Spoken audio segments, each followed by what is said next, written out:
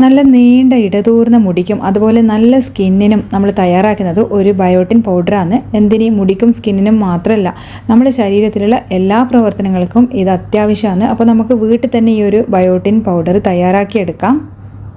അപ്പോൾ ചെറിയ കുട്ടികൾ മുതൽ ഏത് പ്രായത്തിലുള്ള ആൾക്കാർക്കും ഇത് കഴിക്കാം. നമ്മളിത് ഒരു ടേബിൾ സ്പൂൺ വെച്ചിട്ട് ഒരു ഗ്ലാസ് ചൂടുള്ള വെള്ളത്തിലോ അല്ലെങ്കിൽ ഒരു ഗ്ലാസ് ചൂടുള്ള പാലിലോ കലക്കിയിട്ട് നമുക്കിത് കഴിക്കാം. അല്ലെങ്കിൽ ഓരോ ടേബിൾ സ്പൂൺ വീതം നമുക്ക് വെറുതെയും പൊടിയായിട്ടും കഴിക്കാം. അപ്പോൾ ഈ ഒരു ബയോട്ടിൻ പൗഡർ എങ്ങനെ തയ്യാറാക്കി നോക്കാം, അതുപോലെ ഇതിലെ ചേരുവകൾ എന്തെല്ലാമെന്ന് നമുക്ക് നോക്കാം. അപ്പോൾ ആദ്യം നമുക്ക് ഇതിലേക്ക് വറുത്ത് പൊടിക്കാനുള്ള ഇൻഗ്രീഡിയൻസ് ഒരു പ്ലേറ്റിലേക്ക് അങ്ങ് മാറ്റി വെക്കാം. അപ്പോൾ ഞാൻ ആദ്യം എടുക്കുന്നത് ഫ്ലാക്സ് സീഡാണ്. അപ്പോൾ ഫ്ലാക്സ് സീഡ് ഒരു 1/4 കപ്പ് എടുത്താൽ മതി. അപ്പോൾ ഇതൊക്കെ നമുക്ക് സൂപ്പർ മാർക്കറ്റിൽ വാങ്ങിക്കാൻ കിട്ടുന്നതാണ്. ഫ്ലാക്സ് സീഡ് ഒരുപാട് ഫൈബറൊക്കെ അടങ്ങിയിരിക്കുന്നതാണ്. നമ്മുടെ ഹെൽത്തിനൊക്കെ വളരെ നല്ലതാണ്. പ്രത്യേകിച്ച് പെൺകുട്ടികൾക്കൊക്കെ പീരീഡ്സൊക്കെ ഉള്ള പ്രശ്നങ്ങൾക്കൊക്കെ ഇത് വളരെയധികം നല്ലതാണ് കേട്ടോ. അപ്പോൾ അത് തീർച്ചയായിട്ടും ഇതിൽ ഉൾപ്പെടുത്തണം. അതുപോലെ തന്നെ നമ്മൾ 1/4 കപ്പ് അളവിൽ പംകിൻ സീഡും ചേർക്കുന്നുണ്ട്. അപ്പോൾ ഇതൊക്കെ നല്ലതാണ് നമ്മുടെ ശരീരത്തിന്.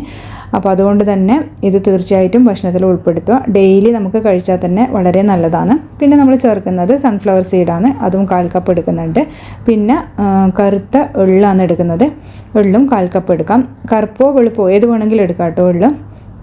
പിന്നെ ഒരു 1/4 കപ്പ് ബദാമും കൂടി എടുക്കുന്നുണ്ട്. അപ്പോൾ ഈ ഒരു എള്ളിലൊക്കെ എന്ന് പറയുമ്പോൾ അയൺ ഒരുപാട് അടങ്ങിയിരിക്കുന്നുണ്ട്. അയൺ കുറവുള്ളവർക്കൊക്കെ വളരെ നല്ലതാണ്. പിന്നെ നമ്മൾ എടുക്കുന്ന പീനട്ടാണ്, നമ്മളെ നിലക്കടല, അതും ഒരു 1/4 കപ്പ് എടുക്കുന്നുണ്ട്.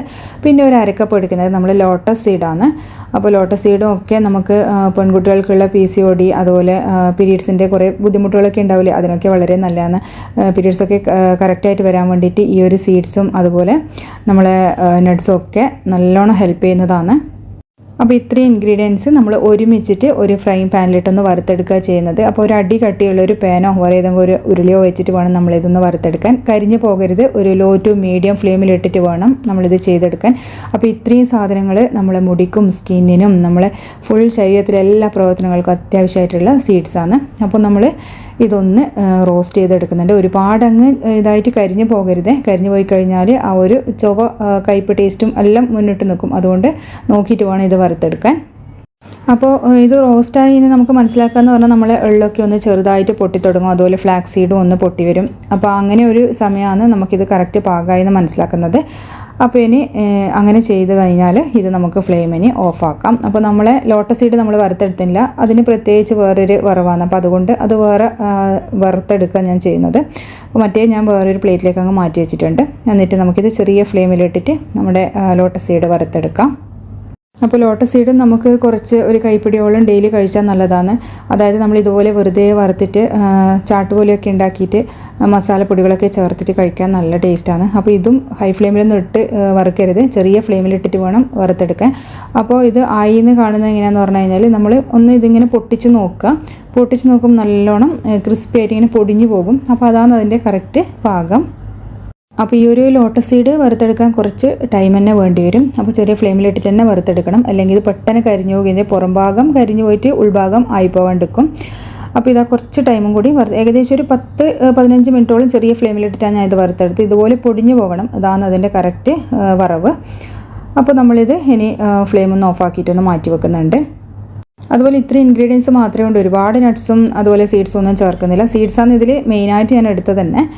അപ്പോൾ ഇതെല്ലാം തണുത്തതിന് ശേഷം നമുക്ക് മിക്സിൻ്റെ ജാറിലിട്ടിട്ടൊന്ന് പൊടിച്ചെടുക്കണം. അപ്പോൾ പൊടിച്ചെടുക്കുമ്പോൾ നമ്മൾ ഈ ഒരു ലോട്ടസ് സീഡും എല്ലാം ഒരുമിച്ചിട്ട് തന്നെ ചേർക്കുന്നത്. അത് സെപ്പറേറ്റ് പൊടിച്ചെടുക്കേണ്ട ആവശ്യമൊന്നുമില്ല. അപ്പോൾ നല്ലോണം തണുത്തതിന് ശേഷം നമുക്ക് മിക്സിൻ്റെ ജാറിലേക്ക് മാറ്റാം.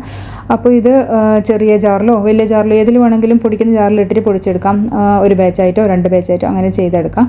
അപ്പോൾ ഞാനിവിടെ ഒരു 2 ബാച്ചായിട്ടാണ് കേട്ടോ പൊടിച്ചെടുക്കുന്നത്. അപ്പോൾ ഒരുപാടങ്ങ് ഇട്ട് കഴിഞ്ഞാൽ പൊടിയാൻ ബുദ്ധിമുട്ടായിരിക്കും. നമ്മളിത് നട്ട്സും സീഡ്സൊക്കെ പൊടിക്കുമ്പം വല്ലാണ്ടങ്ങ് അരച്ചെടുക്കരുത്. അങ്ങനെ ചെയ്ത് കഴിഞ്ഞാൽ നിങ്ങൾക്ക് അറിയാമല്ലോ ഇതിലൊക്കെ എണ്ണയുണ്ട് എന്നല്ല. അപ്പോൾ എണ്ണേൻ്റെ കണ്ടൻറ്റിങ് വരും. അപ്പോൾ അങ്ങനെ ചെയ്യരുത്. പൊടിയായിട്ട് തന്നെ നമുക്ക് കിട്ടണം. അതുകൊണ്ട് കുറേശ്ശെ നോക്കിയിട്ട് പൊടിച്ചെടുക്കുക. ഒരുപാടങ്ങ് അരച്ചെടുക്കരുത്. ഇനിയിപ്പോൾ കുട്ടികൾക്കൊക്കെ കൊടുക്കുന്നതാണെങ്കിൽ ഇതിൽ നമ്മൾ കൊക്കോ പൗഡറും അതുപോലെ ചോക്ലേറ്റ് പൗഡറും എല്ലാം ചേർത്തിട്ട് മിക്സ് ചെയ്തിട്ട് അങ്ങനെ കൊടുക്കുന്നുണ്ട്. അല്ലെങ്കിൽ പാലിൽ ചേർക്കാത്തവരാണെങ്കിൽ ഇതിൽ പാൽപ്പൊടി ചേർത്തിട്ട് മിക്സ് ചെയ്തിട്ട് നമ്മൾ ചൂടുവെള്ളത്തിൽ ചേർത്തിട്ട് കലക്കിയിട്ട് കുടിക്കുക ചെയ്യുന്നത്. അപ്പോൾ ഇനി നമുക്കിത് ബോട്ടിൽ സൂക്ഷിച്ച് വെക്കാം, പുറത്തുതന്നെ വെക്കാം. അതുപോലെ ബോട്ടിൽ എന്ന് പറഞ്ഞാൽ ഇതുപോലെ കുപ്പീൻ്റെ ബോട്ടിലെടുത്തിട്ട് നമ്മൾ നല്ലോണം കഴുകി വൃത്തിയാക്കി ഉണക്കിയെടുത്ത് അതുപോലെ തന്നെ സ്പൂണും എല്ലാം വെള്ളപ്പറ്റൊന്നും ഇല്ലാത്ത സ്പൂണ് യൂസ് ചെയ്തിട്ട് വേണം നമ്മളിത് ഇതിലേക്ക് ഇട്ട് കൊടുക്കുക. അതുപോലെ തന്നെ എടുക്കുമ്പോഴും അങ്ങനെ എടുക്കുമ്പോഴും നല്ല സ്പൂണ്, അതായത് നല്ലോണം ഉണങ്ങിയ സ്പൂണിൽ വേണം നമ്മളിത് എടുക്കാൻ വേണ്ടിയിട്ട്. അപ്പോൾ ഇത് വെറുതെ കഴിക്കാനും നല്ല ടേസ്റ്റ് തന്നെയാണ് കേട്ടോ. അങ്ങനെ വലിയ കുഴപ്പമൊന്നുമില്ല. മധുരം ഒന്നും അങ്ങനെ ചേർക്കാത്തതുകൊണ്ട് ചെറിയൊരു ആ ഒരു ടേസ്റ്റ് ചുവ ഒരു ഉണ്ടാകും, അത്രേ ഉള്ളൂ. ഇനിയിപ്പോൾ ഞാൻ നേരത്തെ പറഞ്ഞ പോലെ തന്നെ നിങ്ങൾക്ക് മധുരം ചേർത്തിട്ട് വേണമെന്നുണ്ടെങ്കിൽ ശർക്കര പൊടി അങ്ങനെ എന്തെങ്കിലും ചേർത്തിട്ട് പാലിൽ ചേർത്തിട്ട് കൊടുക്കാം. അപ്പോൾ ഇത് വെറുതെയാണ് ഞങ്ങൾ കഴിക്കാറ്, ഓരോ ടേബിൾ സ്പൂണ് അങ്ങനെ കഴിക്കാറുണ്ട്. പാലിൽ ചേർക്കുന്നതിനേക്കാളും നല്ലത് ഇങ്ങനെ പൊടിയായിട്ട് കഴിക്കാനാണ് എനിക്കിഷ്ടം. അപ്പോൾ ഇത് തീർച്ചയായിട്ടും ട്രൈ ചെയ്ത് നോക്കും, നമുക്ക് ദിവസേന കഴിക്കാം. അപ്പോൾ ഫീഡ്ബാക്ക് പറയാൻ മറക്കരുത്. അടുത്ത വീഡിയോയിൽ ഇനി കാണാം. താങ്ക്